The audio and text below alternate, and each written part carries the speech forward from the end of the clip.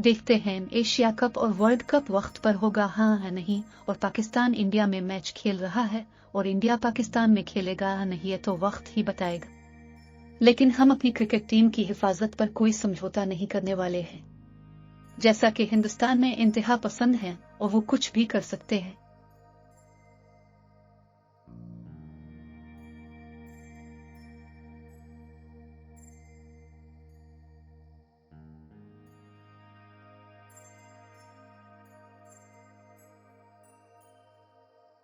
This time like and subscribe the channel please. Thanks.